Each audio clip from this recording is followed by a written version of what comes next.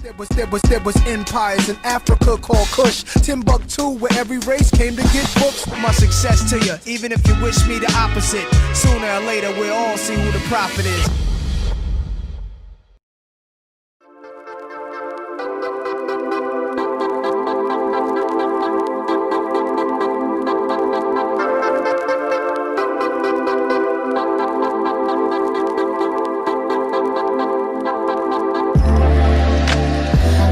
Social boundaries, look at all these broken families. Nobody is speaking freely.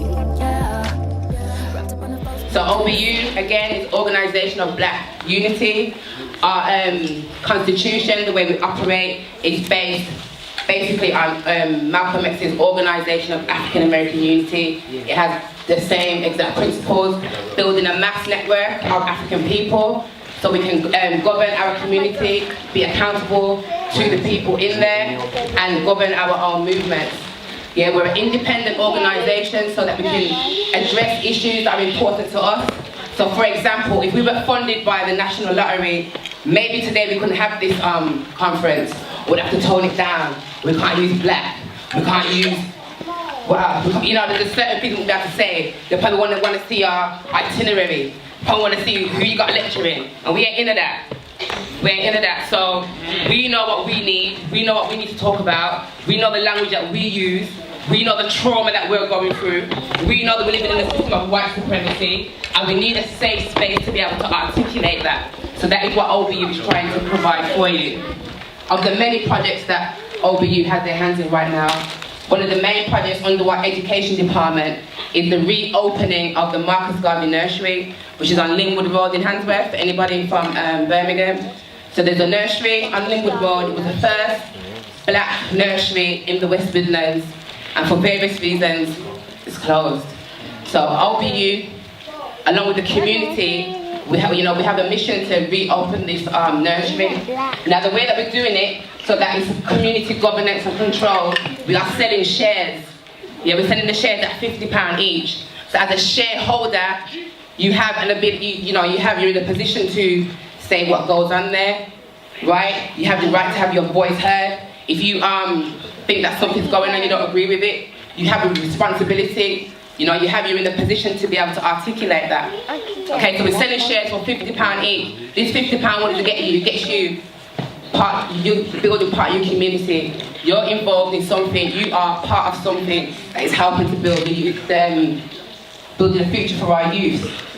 So one of the things that we have for sale, that we've produced, is a booklet that is called Power of the Movement, Pioneers of the Fight. Now, what tends to happen, I'm going to touch on this in my presentation later, when we hear about our history, we hear about the same ones, shackles and chains and all this. We never hear about the ones that were instrumental in fighting colonialism, killing the colonialists. Okay, there's people in here that we may have never heard of. For example, Zumbi. Anybody heard of Zumbi? Yeah. Bookman Dottie. Who knows who Bookman Dottie is? Yeah. See, everybody should be saying yeah. If I said Mary Seacole, or if I said Martin Luther King, everybody would be up. Why don't we know about Bookman Dottie? Why don't we know about Nanny the Maroons? Why don't we know about Queen Nzinga? Why don't we know about Sister Nahanda? Why? Because these were the people that were instrumental in starting revolutions, kicking out white boys, starting all kind of things. But they don't want you to know that in school. All they want you to know is you were slaves, you were this and you were that. They don't talk about the other side of it. So we have purposely produced a book that only has people that were instrumental in challenging colonialism. By no means are we saying this is everybody, not at all. This is a handful of people that we've picked.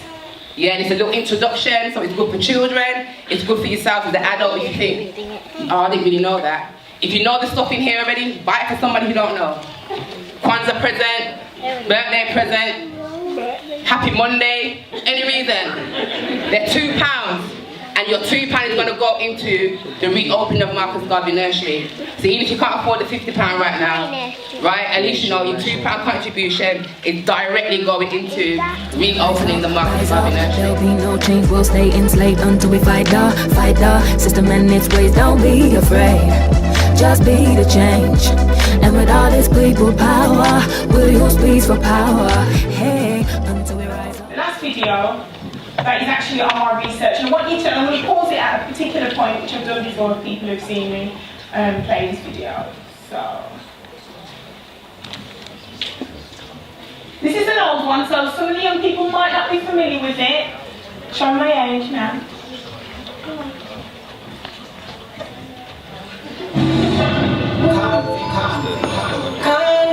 You heard the beat.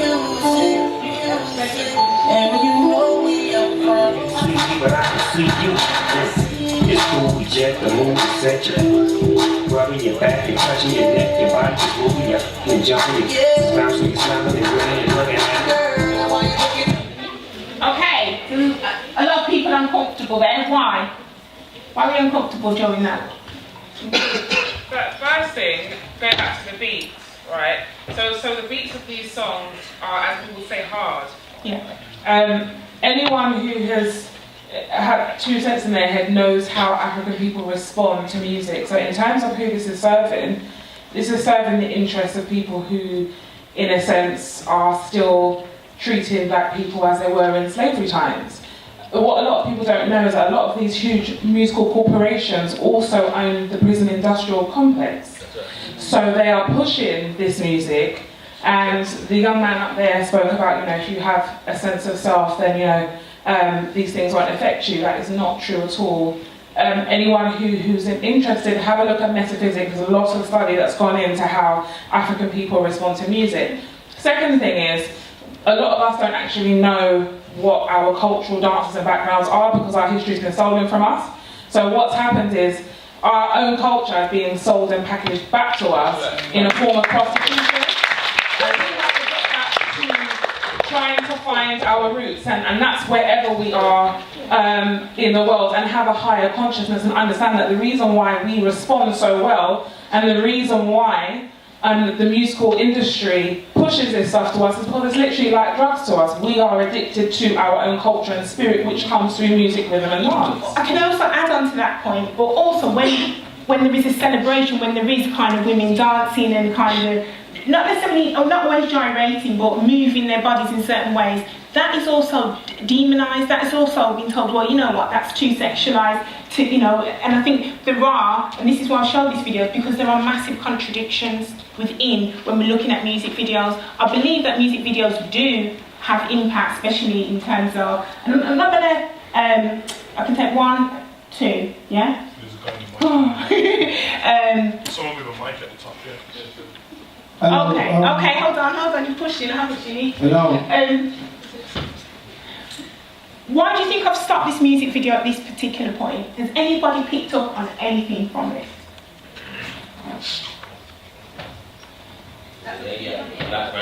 What about the lady in the background?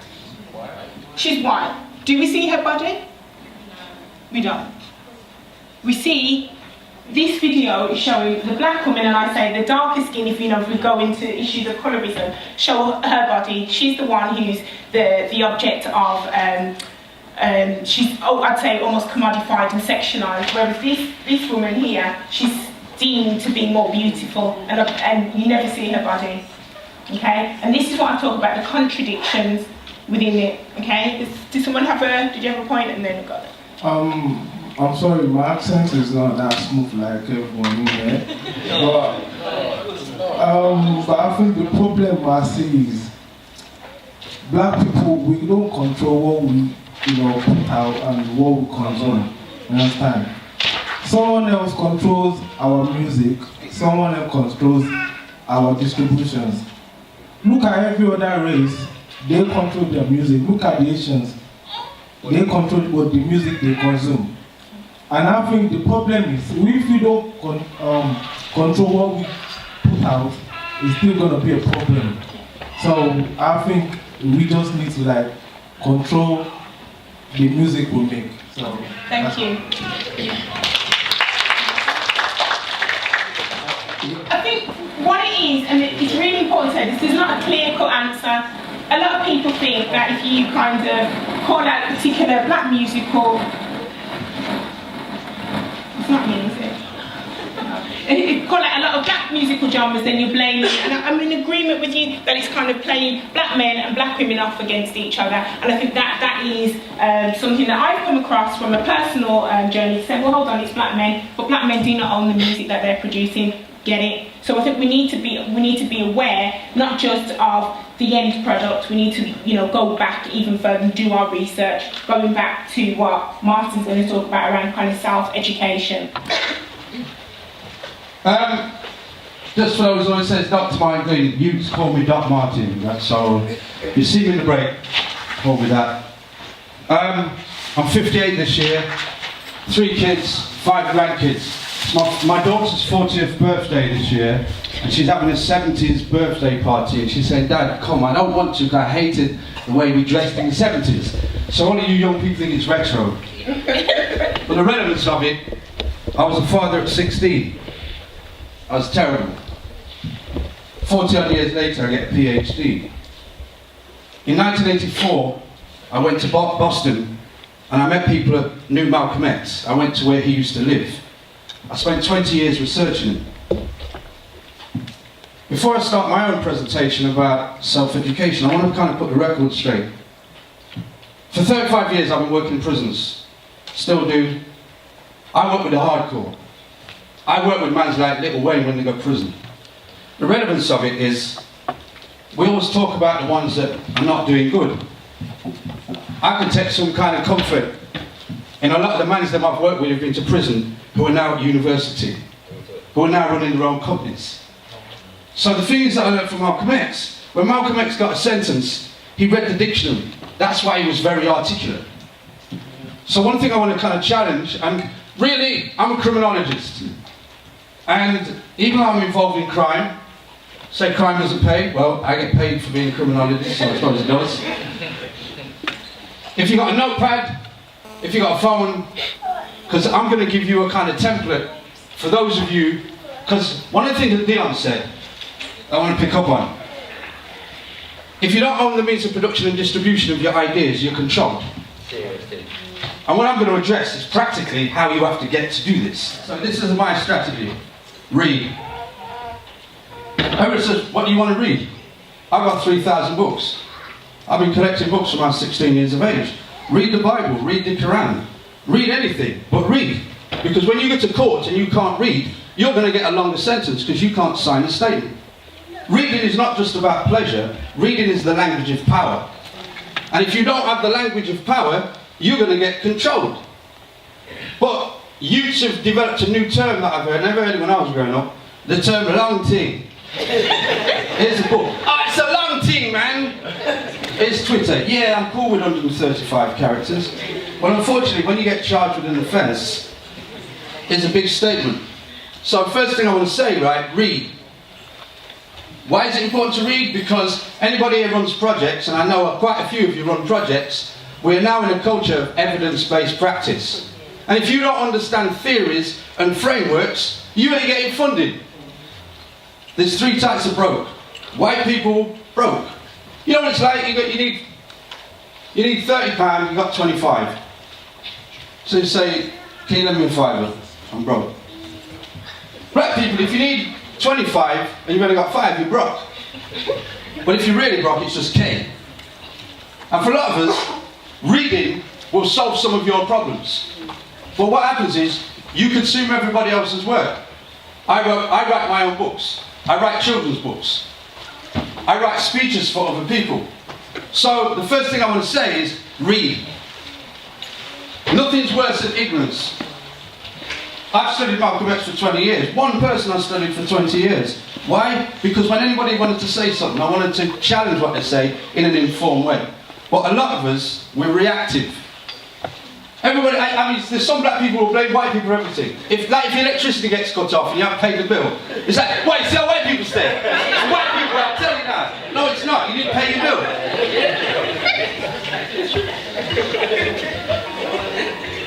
Man goes to Kentucky and he says, yo, you see the grease on this food, man, it's going to kill me one day. Well, don't go to Kentucky then. Read. Ignorance is not bliss, but some of us make an occupation out of ignorance.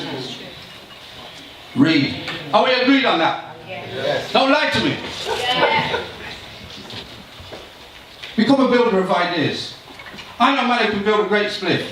I was at Notting Hill Carnival one day, a guy came to me and said, yo Martin, it's oldest Rizzler. I've never smoked weed in my life. Anyway, he put like 10 Rizzler on my hand. And he put like 15, 20 pounds worth of weed on this thing, and the wind changed direction. And the whole weed, I saw it, slow motion, the weed just went.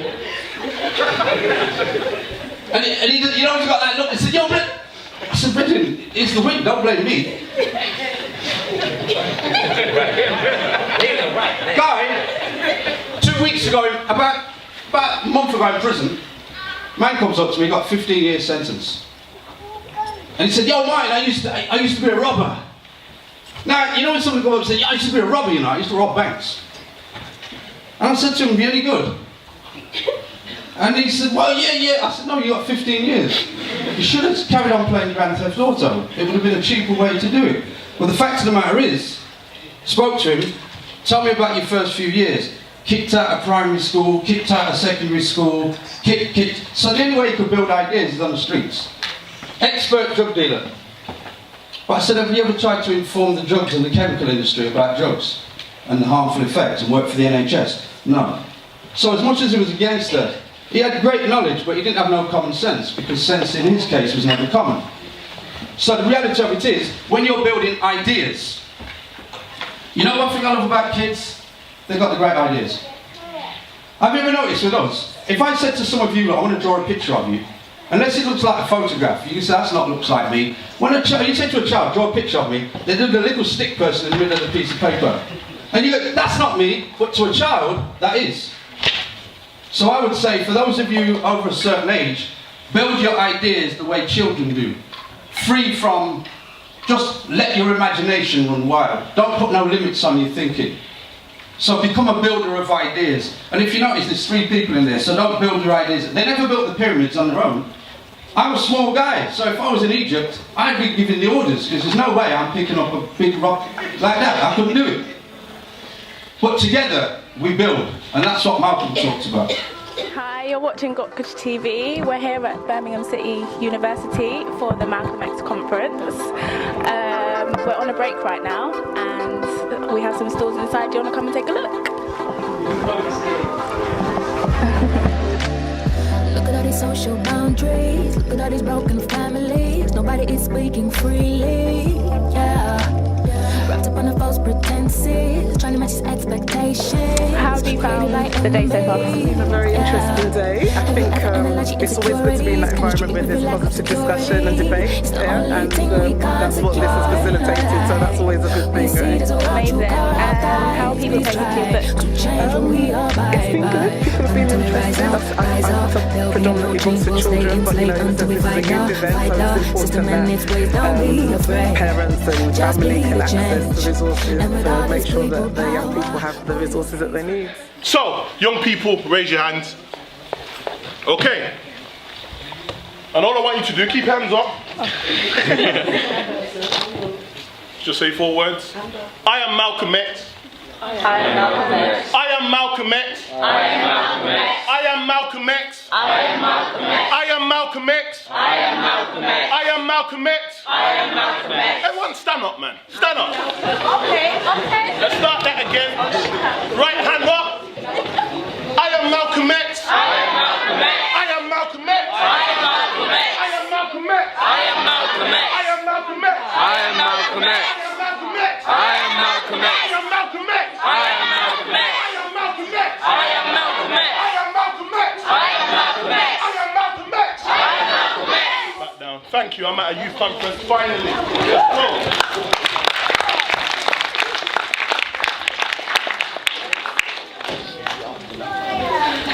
My message is going to be short, sweet, straight to the point. Dr. Martin Glynn, my sister Dion, have already said everything that I've needed to say. So I'm just really going to make my message short and sweet, and it's really for everybody in these first 5 rows. Now, I love Malcolm X. Absolutely love Malcolm X, because he was a mentor that I never met. And anybody in this room right now that hasn't picked up his autobiography, tell your parents, today, go and buy it. Order it. At £8, I looked this morning, £7, £4 second hand, get the book. And when you read it, you'll start to understand the mind of an individual. So some of the information that I'm going to talk to you today is really just to kind of share the mind of an individual, but bring it into Birmingham, 2015. As you see the quote, education is the passport to the future, for tomorrow belongs to those who prepare for it today. So today we're in preparation mode. So let's go. You know when you hear people say that there's two paths in life? I actually critique that. One of my mentors at the back, Raymond Douglas, to show your hand.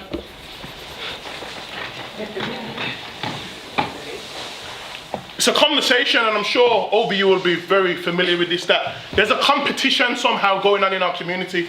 Everybody's competing with something. Everybody's competing. I want you young people to learn from the mistakes of people that are behind you. Learn from the mistakes and listen to the mistakes. There's the talk that there is some sort of competition going on in our communities. Everybody's running for some sort of money. Everybody wants some sort of status. Everybody wants to be respected by any means necessary, etc., etc., etc. Raymond Douglas taught me many years ago, don't worry about those two paths. Create your own lane and just keep driving. Did you get that? Don't worry about the two paths. Create your own lane and keep driving. So what does that mean?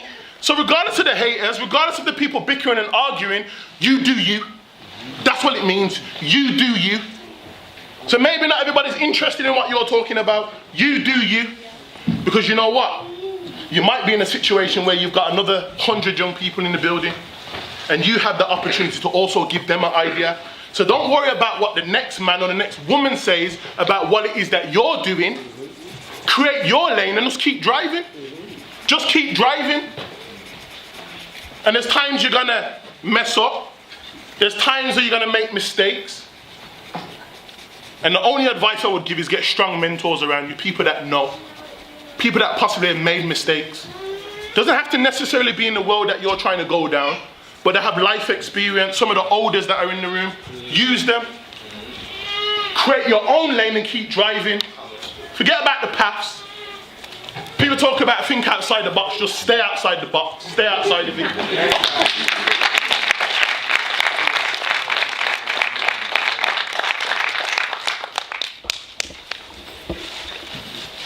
You heard me say already, I work with a lot of violent young people. When I'm talking about violent young people, I'm talking about young people that I would be very weary to even bring them into this type of space. Because the amount of people that are in the room, it would make them paranoid. So paranoid as such, regardless if there's children in the room, they would want to carry a firearm with them. They're the types of young people, and we're dealing with mindsets. That's what the battle is right now to the elders in the room. We're battling with mindsets. So even though we was talking earlier about music and we was talking about things, that's the world that they live in. They want to talk about niggas and bitches and hoes. We don't like it. Let's be real, we don't like it and we don't want it, but that's the world that they're listening. So we need to find a way to engage. Because if we don't engage, what they'll do is they'll inspire these lot. So who cares about Lil Wayne? It becomes the man in Handsworth, the man in Aston, the man in Nechells, the man in Moseley, wherever they are. They become the individuals that inspire these lot. So that's why I changed the dynamic, for them to hear and for you to hear what's going on with these lot. That's the world that they're in. So engage it, don't ignore it, don't point the finger. Create your own road and drive. All right.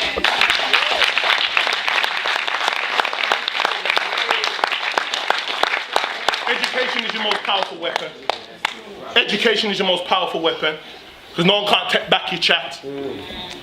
Education is your most powerful weapon. We've all seen guns, why not everybody? Some people have, I've seen it. Seen knives, I've seen people hurt people. But ain't nothing more powerful than that. Ain't nothing more powerful than that. Because that can take you global.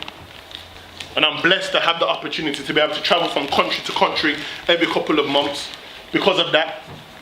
And guess how long it took me? Guess how long it took me? Guess how long it took me? From the point when they told me that I was going to go to prison and I had no GCSEs, guess how long it took me? 5 years. 5 years, brilliant. 5 years? How long time really? No, it's not. 5 years. Lost sleep. Was tired. I'd go to work. Come home. go to the library for days. Do you remember them days? Remember, don't you? Stressed, felt like crying. But you know what? It's 5 years and it worked out. I don't pay to go nowhere across the globe, and I'm not saying that to boost myself up. I don't pay to go anywhere across the world. All I need is my passport and my mouth. That's all I need. That's all I need. So what I'm saying to you young people is education is your most powerful weapon, and don't let no one take that from you. So whether you acquire that in school, whether you acquire that in your household, whether you acquire that in yourself by studying certain types of books and acquiring knowledge, but ask questions. Because all books can't give you answers until you ask and you challenge and you critique. Yes. Because some people sit at books and think, yeah, I'm just going to read and get that knowledge. But books can't talk back. And the person that wrote the book may have interpreted something in one way, you might interpret it another way. And that's the thing about books. My presentation is called Blonde Hair, Blue Eyes, Black Girl. Okay? Now, before I explain the title, I just want to show you a picture. Yeah? Guess who this is, right? This is about 20 years ago. This is Kush Darkham in the early days, right? So, this is what my presentation is about. This is me as a probably 13, 14-year-old girl here. And I look at this picture and I think to myself, what was going through my head? What was, not just because of the way, you know, I was looking, but like, what was my influences? Who was I modeling myself against? What was my point of reference when I was getting up in the morning and getting myself ready, when I was going to buy clothes and all those kind of things? What look was I going for? Who was I trying to copy? Understand what I mean? So another reason why I put this picture up is to show that I wasn't born with locks, I wasn't born black power. I too have gone through my stages. You understand? So I'm talking from a balanced perspective. Yeah? Even though my dad was a Rasta, don't get me wrong, I still have my days, because that's not my hair. You understand what I mean? So I still had to go through my changes as well. So I'm not standing here from a point of like, you know, I'm not trying to, yeah, I'm not up here like, preaching or anything like that. What I'm trying to show is that I'm coming from a balanced perspective and I haven't always looked like this. So I was trying to understand my own journey. Okay? So, oh, I'm sorry, here we go.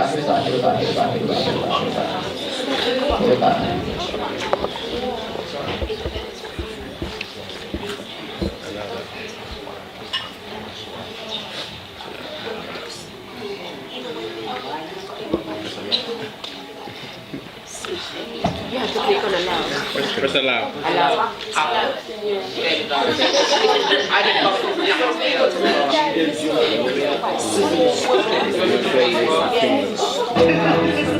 In Brown versus Board of Education, the famous case of desegregated schools in the 1950s, Dr. Kenneth Clark conducted a doll test with black children. He asked them to choose between a black doll and a white doll. In most instances, the majority of the children preferred the white doll. I decided to reconduct this test as Dr. Clark to see how we progressed since then. Can you show me the doll that you like best or that you like to play with? This one. I like that one.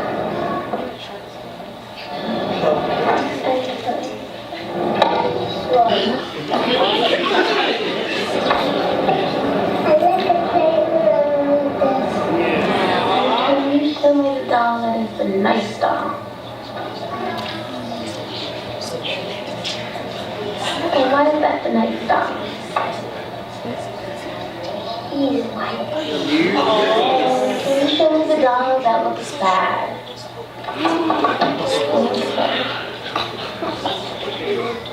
And can you give, why does that look bad? Because it's black. And why do you think that's a nice doll? Because she's white. And can you give me the doll that looks like you?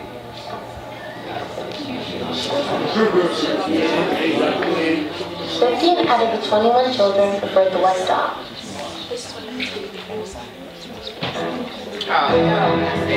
In Brown versus Okay, I hope you were all distressed watching that, because I was very distressed. You can see the anguish in the little girl when she was asked which doll looks like you, after she identified the doll as being ugly, bad, and all these kind of things.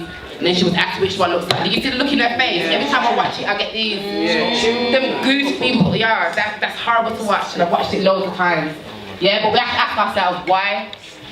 We have to ask ourselves why she identifies that as being the ugly doll, the bad doll.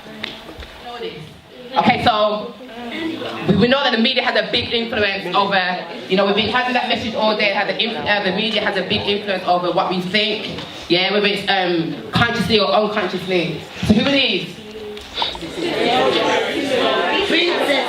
Princesses. So what? None of I picnic princess. Ain't no princess with an afro. Princess don't have locks. Right? These are the images that young children are seeing, our young girls are watching. It's on Nickelodeon, CBeebies, Disney, all those cartoons. Yeah, the images that we have in our house, the images that we wear on our shirts, the videos they see, the TV programs that they see. This is what is reinforced to them. So by the time a child is 4 or 5, they've already have the concept of black being bad and white being good. And that's a problem to me personally. I don't know about you guys. That's a problem to me. Okay, my second set of findings was that notions of beauty are inherited from other women in the family and are done so from a very early age. So what that means is, there's little girls around you right now that's looking at, oh, she does the hair like this. I want to do my hair like that. Oh, she wears her skirt like this. I'm going to wear my skirt like that. Right? She adorns herself like this. I'm going to adore myself like that. So we, whether we know or not, like Craig was saying, there's people watching you. You are being an example to somebody whether you know it or not. So these little 4 and 5-year-olds, they hear your conversations, they hear how you talk about yourself, right? They hear you tell them, oh, your hair is beautiful, but you've got your artificial hair in, right? Like the first one said, she will learn the ways of a goddess because I'll be her first and best example. That's their mother, right? Children are great imitators, so give them something great to imitate. Look how beautiful the princess looks. Mama taught me ain't nothing wrong with my natural fro, right? So these are the things, working in like youth work and the play work industry, there is a saying that says, there's things are more caught than taught. Okay, so even if you're not sitting down teaching a child something, they're picking up on the subtle nuances, they're listening to your conversations and they're hearing what you're doing every day. Okay, here are some more other side of my findings. Just like we all know the story with the on this plantation, the dark-skinned ones outside picking the cotton, doing all this, and the light-skinned ones in the house got the waistcoat, got the, you know, the pot bottom water, got the bun-up rice, all those things, right? And that is what's perpetuated in the media. So the idea is, what they make you believe is that the lighter you are, yeah, that is related to upward social mobility. So the lighter you are, you're gonna get the man. See, if you're renting, you ain't getting no man, you know. That's what they tell me. If I don't look like, if I'm not a light-skinned woman, right? If my body don't look a certain way, if my hair don't look a certain way, I just ain't getting no man. Probably why I ain't got no man now, I don't like that. Right? But on the contrary, darker skin is still associated with cotton picking. Now people might not say that, but it's not, that's not the only attitude in this country. If you look at in India, you have what we call the untouchables. Yes. Those are the darkest people of that nation. Yeah, so in every nation we have this colorism, this caste system. Yeah, and in all of these systems, it is the lighter you are, way up there, and you see if you're dark. Not a thing, right? Even if you look at some of the TV programs that we watch, look at someone like EastEnders, right? And I always use this because if you look at the two sisters, Kim and Denise, they're both dark skinned, don't get me wrong, but look at how Kim looks, you know, because she kind of tick with it, yeah. And look how they perpetuate her. She's always all this and she can't get out, man. And you got nice, neat Denise, you know. So you understand what I mean? She has their traumas, she has their tragedies as well, but they portray them in two different ways, and that is purposeful. That's purposeful.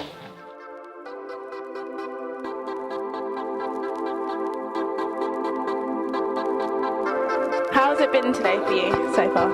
Kind of, I've just started, but well, good. Well, quite good. Yeah, quite good. Okay. Any bestseller today? Or any certain item that people are taking more interest in? Oh, head wraps. That's what we sell more, yeah, head wraps. Girls, men's, for the misses, everything, yeah.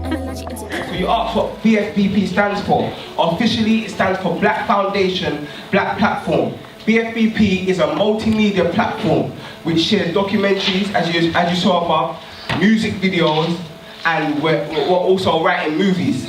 All of these different compartments that we deal with positive images and information of our people. Now that might sound like something simple, yeah, but it's not as simple as it sounds.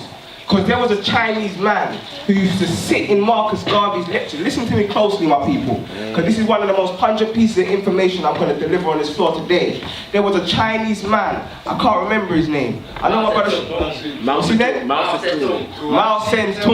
Do the research, yeah? And he used to sit in Marcus Garvey's lectures.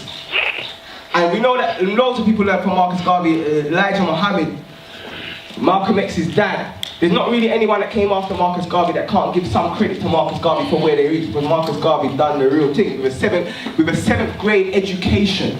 Yeah, so when you hear a man here like Marcus Garvey, he organized over 6 million black people with a 7th, 8th education. Greatest Jamaican ever lived. Come on, greatest black man that lived. That's what I'm saying, right? Well, in this generation, he's the greatest black man that lived just by his works. Because Garvey still lives through the fact that we're still here and going on.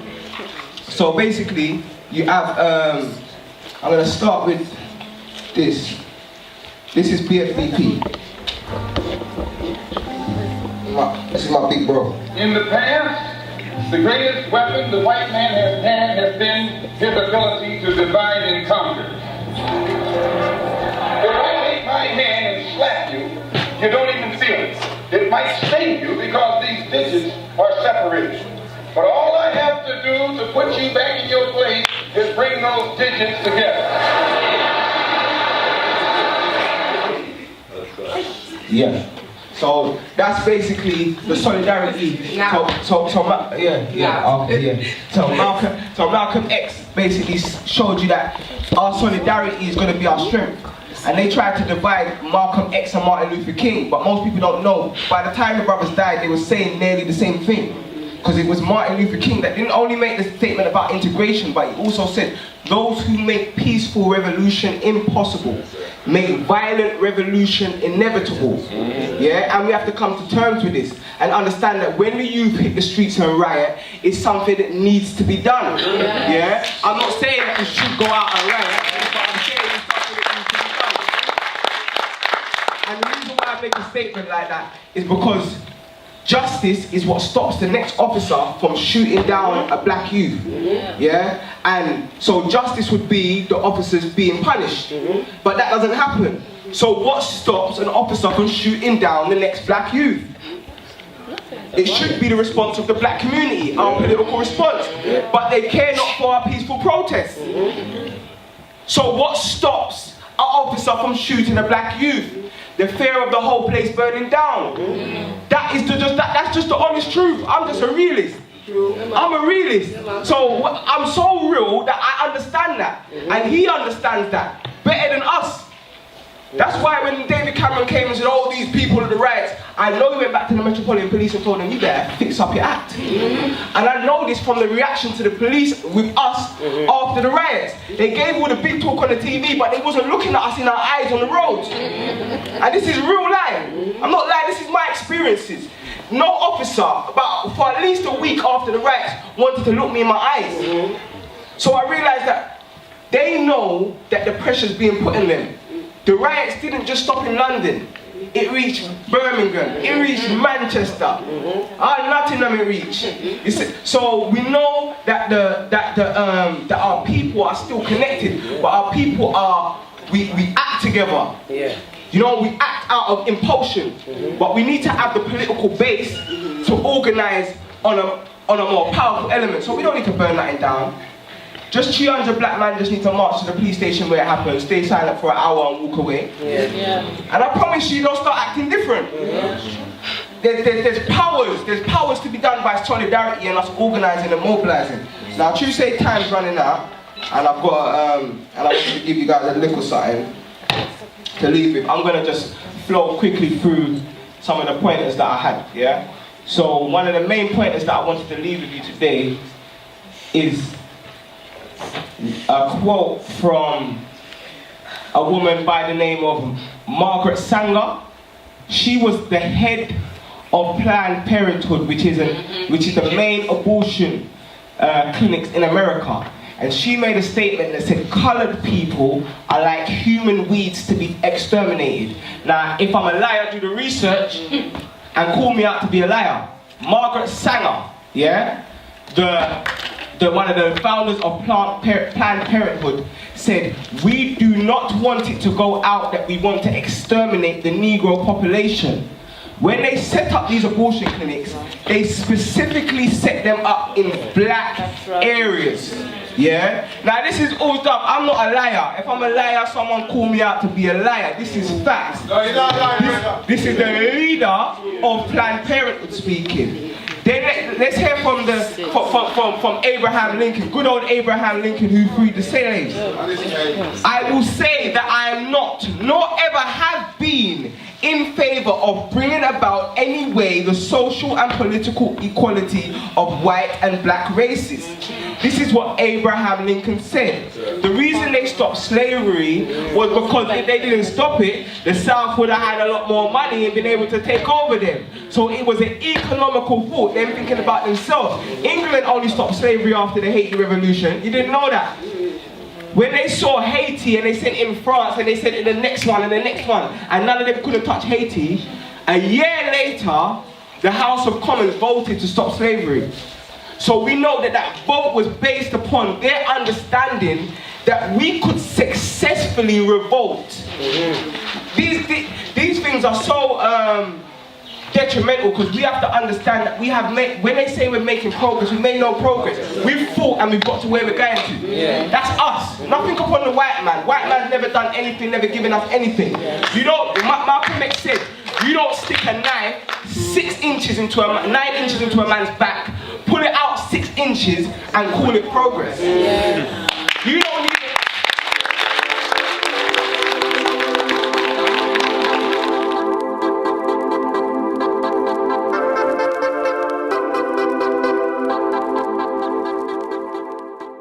We can't use black. We can't use, you know, there's certain things we have to say. They probably want to see our itinerary. Probably want to see who you got lecturing. And we ain't into that. We ain't into that. So we know what we need. We know what we need to talk about. We know the language that we use. We know the trauma that we're going through.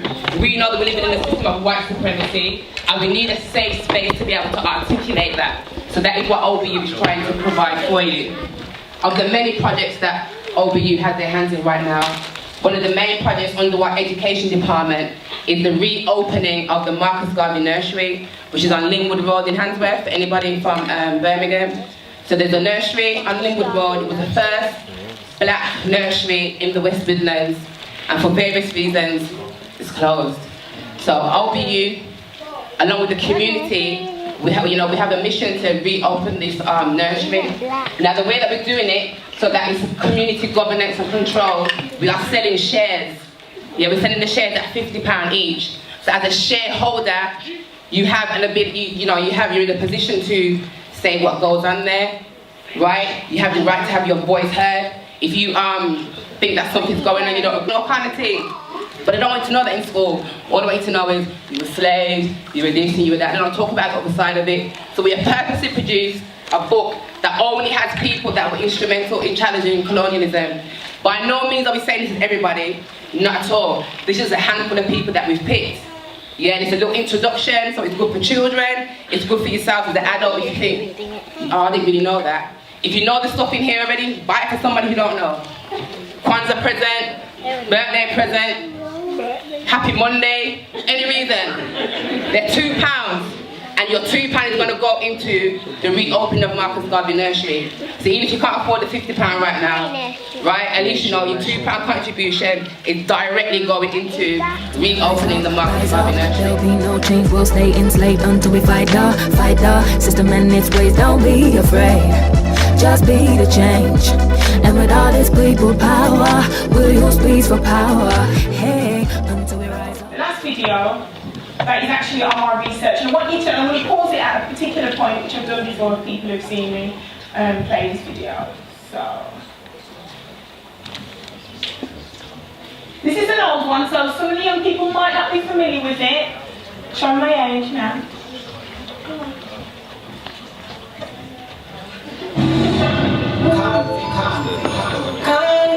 You heard the beat. And you know we are from but I can see you. It's cool, we jet the moon, etc.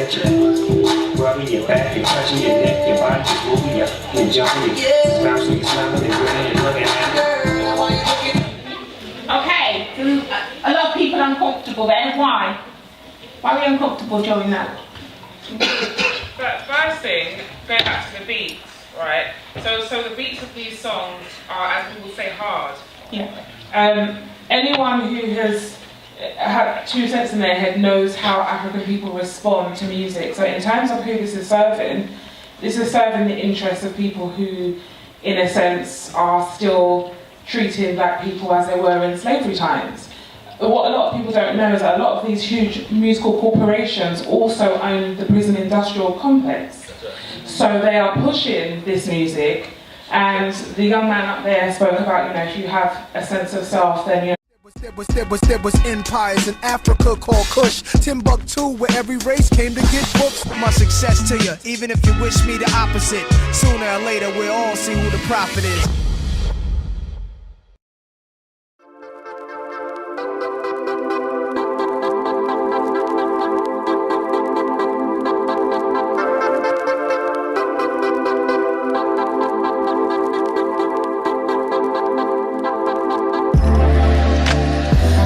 Social boundaries, look at all these broken families. Nobody is speaking freely.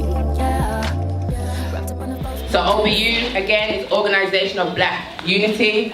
Our constitution, the way we operate, is based basically on Malcolm X's Organisation of African American Unity. It has the same exact principles, building a mass network of African people, so we can govern our community, be accountable to the people in there, and govern our own movements. Yeah, we're an independent organisation so that we can address issues that are important to us. So for example, if we were funded by the National Lottery, maybe today we couldn't have this conference. We'd have to tone it down. Agree with it? You have a responsibility. You know, you're in the position to be able to articulate that. Okay, so we're selling shares for £50 each. This £50, what does it get you? It gets you building part of your community. You're involved in something. You are part of something that is helping to build building a future for our youth. So one of the things that we have for sale, that we've produced, is a booklet that is called Power of the Movement, Pioneers of the Fight. Now, what tends to happen, I'm going to touch on this in my presentation later, when we hear about our history, we hear about the same ones, shackles and chains and all this. We never hear about the ones that were instrumental in fighting colonialism, killing the colonialists. Okay, there's people in here that we may have never heard of. For example, Zumbi. Anybody heard of Zumbi? Yeah. Bookman Dottie. Who knows who Bookman Dottie is? Yeah. See, everybody should be saying yeah. If I said Mary Seacole, or if I said Martin Luther King, everybody would be up. Why don't we know about Bookman Dottie? Why don't we know about Nanny the Maroons? Why don't we know about Queen Nzinga? Why don't we know about Sister Nahanda? Why? Because these are the people that were instrumental in starting revolutions, kicking out white boys, starting